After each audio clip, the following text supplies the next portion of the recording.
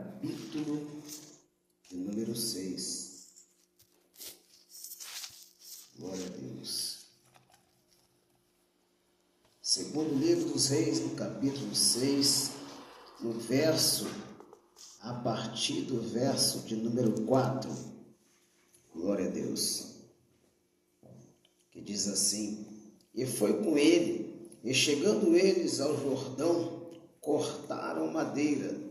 E sucedeu que, derrubando um deles uma viga, o ferro caiu na água, e clamou e disse: Ai, Senhor meu! Ele era emprestado. Disse o homem de Deus: Onde caiu? E, mostrando-lhe ele o lugar, cortou um pau e o lançou ali, e fez flutuar o ferro. E disse: Levanta-o. Então ele estendeu a sua mão e o tomou. Amém? Por bondade, se sente. Quero ser breve e objetivo nessa oportunidade, nessa noite, queridos. Eu confesso que o cansaço ele é extremo nessa noite. Estamos aí numa caminhada longa de ministração. Ontem, hoje, amanhã novamente. Mas aprove o Senhor por ter nos dado essa oportunidade para fazer a obra do bom mestre. Sabemos que os dias têm sido maus. Eu creio, acredito que aqui com muitos que não nasceram em berço evangélico, como eu não nasci, num tempo oportuno como esse, eu estava lá fora, fazendo tudo aquilo que o inimigo queria que eu fizesse.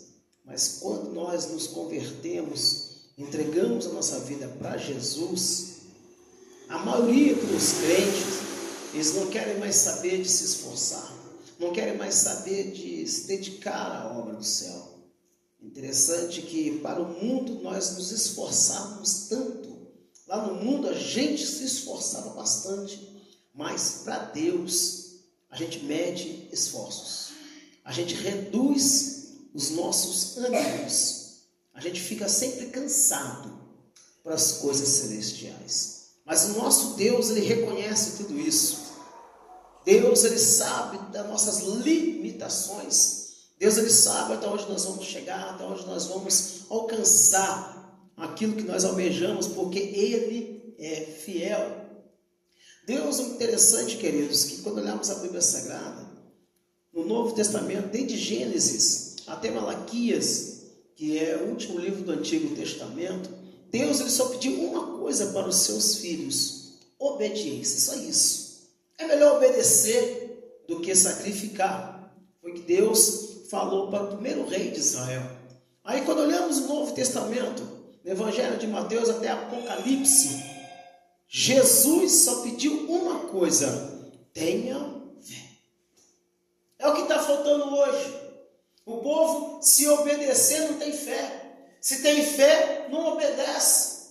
As duas coisas têm que andar junto, para que Deus possa manifestar o teu poder e derramar a sua graça.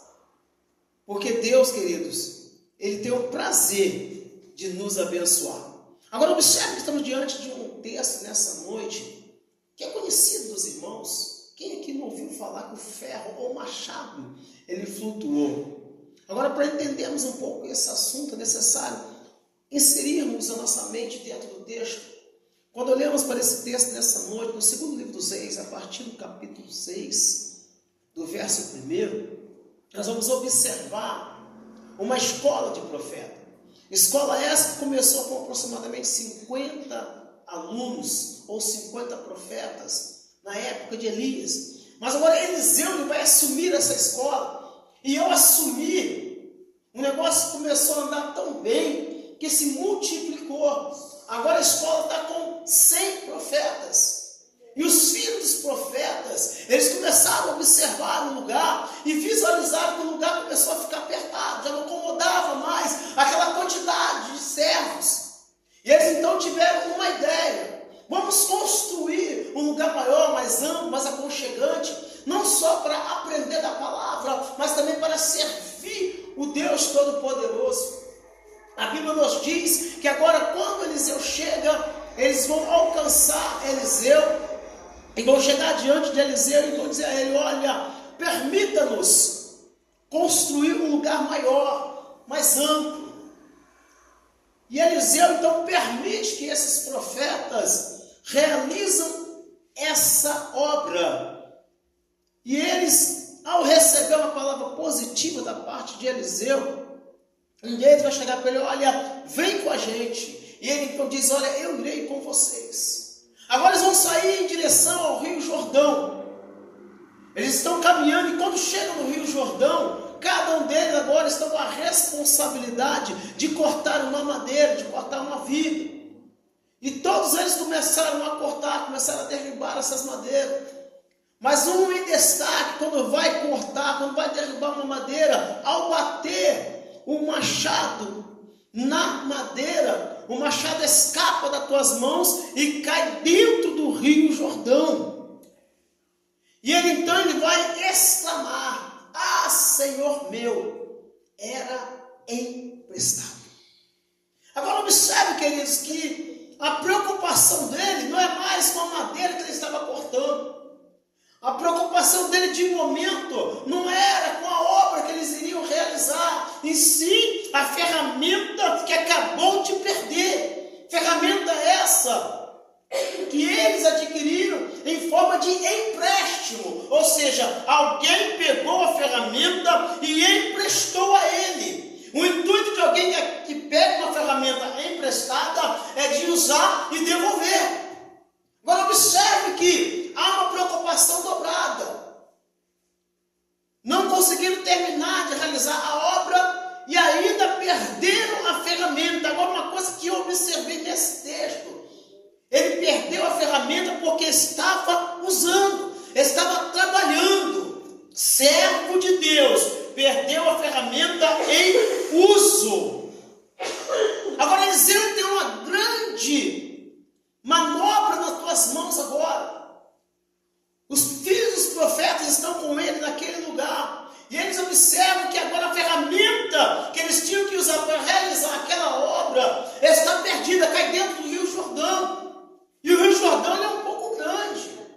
Ele tem aí 200 quilômetros de extensão, 30 de largura, 30 de fundura. E o rio sujo.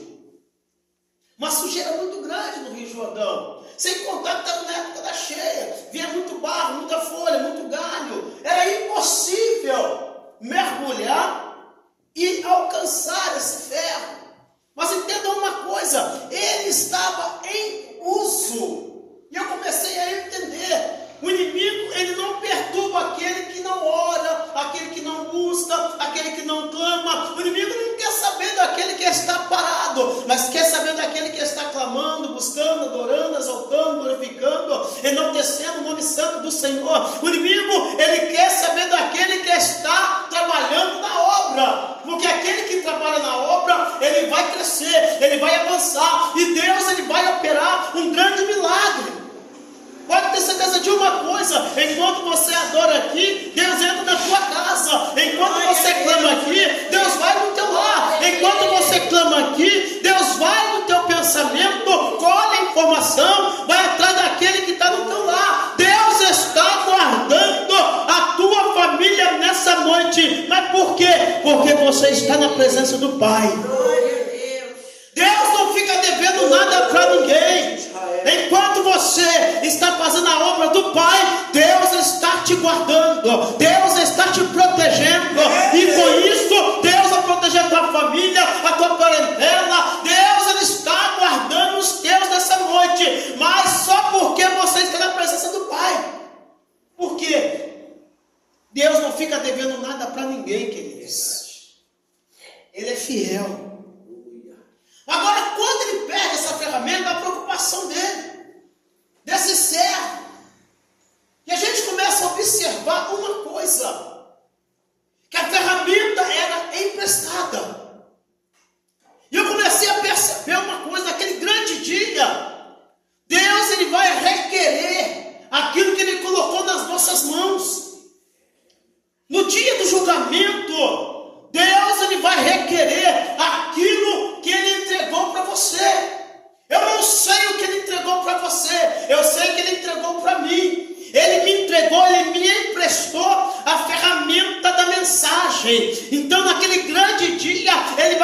para mim: ei, evangelista, por que você não pregou para aquele homem? Por que você não pregou para o teu vizinho? Por que você não pregou para a tua vizinha? Por que você não pregou na rua? Por que você não pregou na igreja? Por que você não aceitou aquele convite para ministrar?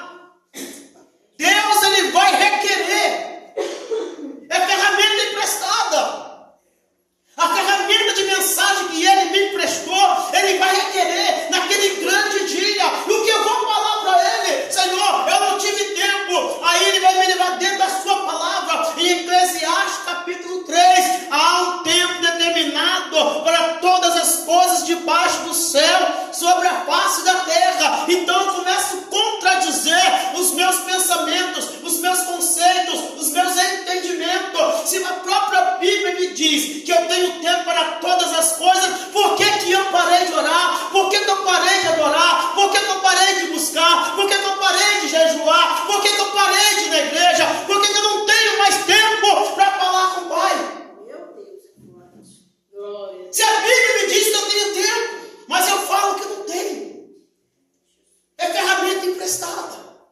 A ferramenta do louvor não é teu, é de Deus. E Deus vai requerer essa ferramenta. No dia do juízo, Deus vai olhar para nós e vai requerer aquilo que Ele nos emprestou. Eu não sei qual é a ferramenta que Ele te emprestou. Se é da adoração, se é do louvor, se é de oração, se é do jejum, se é do clamor. E Deus, Ele vai requerer. Porque a ferramenta é emprestada. E quando esse moço, esse filho do profeta, ele perde, ele clama a quem? Ao Filho de Deus, ao profeta Eliseu. Interessante que Eliseu, na qualidade de pastor, ele não vai criticar o filho do profeta. Vai apenas utilizar duas palavras: onde caiu. Sabe o que é isso? A gente sabe aonde a gente parou de orar. A gente sabe aonde a gente parou de buscar. A gente sabe aonde nós paramos de jejuar. A gente sabe aonde nós paramos de adorar o Senhor. Porque naquele momento que nós paramos, nós reduzimos. Nós deixamos de ter aquela adoração constante com o Pai. A gente parou. Porque a luta aumentou, o vale estendeu, o deserto está extenso, a prova tem sufocado, o vale está me oprimindo, as lutas têm acabado com meus ânimos. Mas entenda uma coisa, tudo isso veio para tentar nos parar. Aí vem Jesus e nos diz: no mundo tereis aflições, mas tem de bom ânimo. Sabe o que ele estava dizendo? Você vai passar por luta, você vai passar por prova, você vai passar por deserto, por vale, por tantas situações adversas. Mas não pare, não desista, não olhe para trás. Continue adorando, continue buscando. Mas está doendo, mas continue falando com o Pai. Mas está difícil, continue, não pare agora. Porque o inimigo sabe, quando a luta começa a dobrar, é nesse momento que Deus está entrando com providência para mudar a tua história. O inimigo, ele sabe a hora que Deus vai derramar o poder sobre a tua vida. O inimigo sabe a hora que você clamou a Ele e a porta vai se abrir. É um ente querido que vai ser trazido lá das cinzas e vai entregar a vida para Jesus. O inimigo, ele sabe de tudo isso, mas nós estamos vivendo num marasmo espiritual. Deixamos de falar com Ele, estamos falando com o Pai quando nós temos tempo. E não estamos mais falando com o Pai. Porque a gente nunca tem tempo para um momento espiritual com Deus. Mas interessante que quando Eliseu, ele diz: onde caiu? Onde parou? E ele então, o filho do profeta, ele vai mostrar para Eliseu aonde parou. Eu sei aonde eu parei de orar. Eu sei aonde eu parei de ler Bíblia. Porque no momento oportuno lá atrás, eu orava mais, eu lia mais, eu buscava mais, eu adorava mais, eu clamava mais. A sede de estar na presença do Pai, ela era mais forte. Ela me incomodava cada vez mais. A vontade de clamar ao Senhor, ela estava sempre na flor da pele. aproximar do Pai. Mas por aumentar as lutas, as provas, os vales, deserto, a gente começa a entender uma coisa. Estou cansado. O cansaço tem acabado com o crente. O cansaço tem sufocado o crente. Mas observe que quando Eliseu, ele pergunta onde caiu, ele já tinha a resposta para aquele problema. Observe uma coisa. Toda vez que você entrega alguma coisa ou alguém nas mãos do Pai, Deus já tinha colhido essa informação do seu coração. Mas o que Deus quer, sabe o que? Ele quer ver a intenção do teu coração. Se há desejo, se há vontade, se há prazer, se há amor naquilo que você tem pedido a Ele. Aleluia. É igual Eliseu, ele vai cortar uma madeira. A Bíblia nos diz que Eliseu corta uma madeira, toca no Rio Jordão e o machado ele vai flutuar. Agora entenda uma coisa, queridos. Na lei da física, é impossível o ferro flutuar na água. É impossível o ferro flutuar na água. Porque ferro, sabemos que é um metal, segundo a tabela periódica, é o mais pesado. De densidade 7,8. Madeira 0,5 e a água, que nós sabemos, conhecemos, que é química básica 1,0. Então, são densidades diferentes. Mas agora observe que a Bíblia nos diz que Eliseu, ele toca na água com a madeira e o ferro, ele vai subir. É interessante isso. Contamos isso para alguém que é formado em química, que estudou química, assim como eu estudei, a gente vai dizer, não, é impossível isso acontecer. Na visão ótica humana, é impossível acontecer isso. Não há possibilidade nenhuma, não há nenhuma probabilidade de isso acontecer no mundo físico, sim, no mundo físico não, mas no mundo espiritual, porque a Bíblia nos diz que posso todas as coisas naquele que me fortalece. Se é o Pai fortalecendo, você pode. Se é o Pai fortalecendo, você vai alcançar. Se é o Pai fortalecendo, você vai conseguir. Se é o Pai fortalecendo, você vai chegar do outro lado e vai fazer como Miriam. Vai cantar o hino da vitória. Glória a Deus. Observe que todo machado flutua. Eu comecei a entender uma coisa. Se olharmos, a impossibilidade ela toma conta do cenário. Mas o nosso Deus ele é especialista em mudar situações para abençoar um servo e uma serva dele. Crê nisso?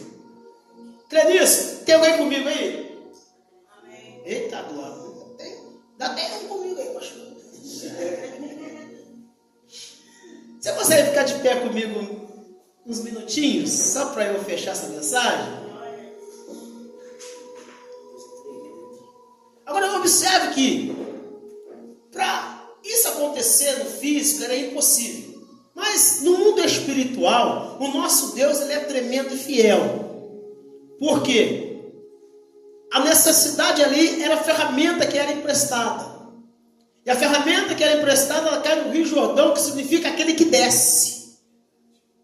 Essa é a tradução do Rio Jordão, aquele que desce.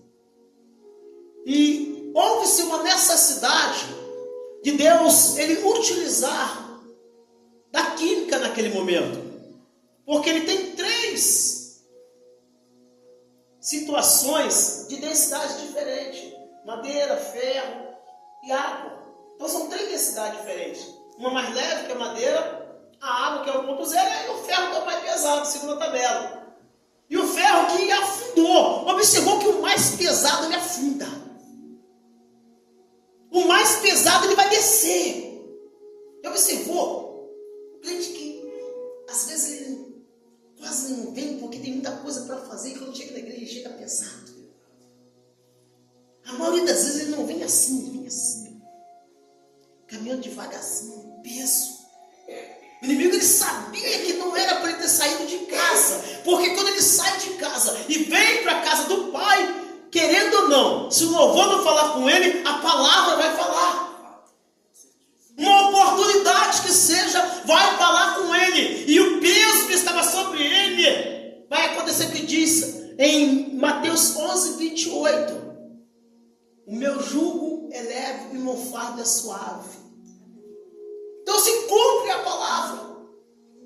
E foi necessário Deus, Ele tocar na molécula. Não da madeira, porque a madeira já era leve. Não da água, porque não havia possibilidade de trocar com a madeira. Mas Ele vai tocar nas moléculas do ferro. Mas Ele equilibra as moléculas do ferro com a água, não ia dar certo. Ia ficar do mesmo tamanho. Mas Ele vai equilibrar as moléculas do ferro com a da madeira. E nós sabemos que se jogar uma madeira sobre a água, ela vai submergir. Então Deus, Ele fez isso. Por isso que quando Eliseu corta a madeira e toca na água, automaticamente recebeu uma ordem do Pai, e as moléculas tiveram que se virar para se nivelar com a molécula da madeira, para poder imergir, submergir, subir. E assim foi tocado, porque o que estava embaixo, ele chegou. Pegou. Estava embaixo e ele subiu. O que estava embaixo teve que subir. Vamos falar. O que estava embaixo foi tocado por quem estava em cima e subiu. Deus é fiel demais. Deus, Ele não toca quem tem nariz em pé. Deus não toca em soberbo. Ele toca em humilde. Porque humilde, ele está sempre embaixo para Deus tocar e subir. Ele não vai ficar com o nariz em pé, ele vai andar olhando para frente. Agora observe que depois que ele nivela isso, ele diz uma coisa, pastor. Tocou e diz para quem perdeu, estende a sua mão e pega. Pegou? Fechei, Jesus. Quem perdeu estava na sua mente, no seu coração. Não tem como mais. Não dá mais. Não tenho condições. Porque tem muita gente dentro da igreja que perdeu a vontade de louvar. Perdeu a vontade de adorar. Perdeu a vontade de glorificar o Senhor. Perdeu a vontade de orar, de jejuar. Vem para a igreja, como diz por aí, cumprir tabela. Perdeu, simplesmente perdeu. Deus, Ele sabe o que você perdeu. Se é louvar, adorar, glorificar, pregar. Deus, Ele sabe a ferramenta que você perdeu. Por isso que quando Ele tocou e chamou quem perdeu, estava dizendo, olha, você perdeu porque estava lá embaixo. Mas por que estava lá embaixo? A mágoa, a tristeza, a angústia, o rancor me colocou para baixo. Então foi necessário alguém que estava em cima me tocar, porque não estava nivelando. Quando nivelou, a adoração subiu e o som desceu e começou a criar vontade, desejo, amor para adorar, exaltar, glorificar, enaltecer, clamar o nome daquele que é vivo. Jesus! Então observe que quando o próprio profeta, é você. Mas tinha um monte ali. Mas Deus conhece. Deus conhece você. Ele sabe o que você perdeu e aonde você perdeu. Por isso que tem momento que você se sente lá embaixo, lá no fundo, arrasado. Mas Deus vai te tirar do fundo hoje. Hoje Deus te tira desse fundo do poço e começa a te subir, porque Ele quer te usar na terra. Ele quer que você continue, Ele não quer que você pare. Ele quer que você avance, não quer que você fique estacionado. Ele quer que você continue clamando a Ele, mesmo sem força, mesmo fraco, mesmo decepcionado, mesmo amargurado, triste, acabado, sem perdão. Ele quer que você continue, porque Ele sabe que se você continuar, o inimigo não vai conseguir te parar, porque tem alguém dentro da tua casa que se espelha em você. Sempre tem alguém na casa, no banheiro, sempre tem alguém no quarto que olha você quando está orando.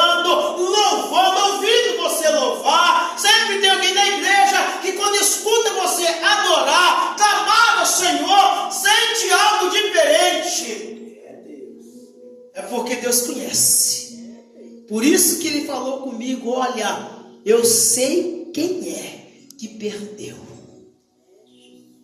O que você perdeu, Deus vai te devolver no nome de Jesus. Eu não sei o que você perdeu e nem aonde você perdeu. Se foi na tua casa, no meio da tua família, se é um parente que continua nas drogas, que continua na pouca vergonha, que continua na beira de bar. Eu não sei o que você perdeu, mas o meu Deus me trouxe aqui para te dizer: estou eu tirando do fundo do poço hoje e te entregando nas tuas mãos. Lá para a substância.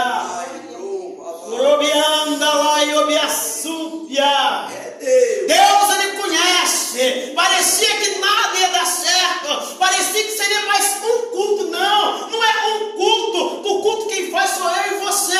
Não é o culto, aquilo que já estava determinado a se realizar nessa noite. Não, você não perdeu tempo, você veio ganhar tempo na presença do Pai, porque o Pai, ele nos conhece. Por isso que ele nos trouxe aqui para quê? Para nos entregar aquilo que nós perdemos lá atrás. Amém? Deus abençoe a todos. Feliz estar retornando a esta casa. Que Deus possa cada vez mais acalentar cada coração, porque Deus, ele é fiel em tudo que ele prometeu. Amém? Aplauda a Jesus. Deus é tremendo, irmão. Revelação profunda nessa passagem do Machado, né? Que o rapaz perdeu, o profeta perdeu. Revelação profunda, aleluia. Vamos orar, né? Vamos orar, agradecer a Deus, né? E temos que orar, porque o inimigo não está brincando, irmão. Vamos orar, e uma vida de oração, clamar esse Deus, porque Deus está sempre falando com os seus, está sempre falando, despertando os seus. Essa palavra é um despertamento.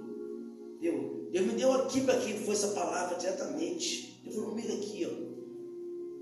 Falou comigo aqui. Tremendo, irmão. Vamos orar?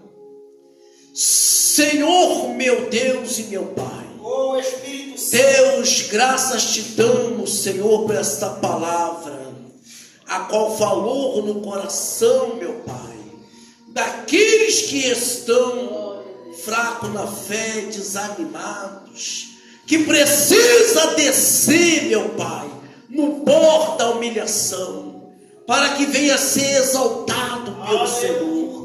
Meu Deus, tome tuas mãos a tua igreja.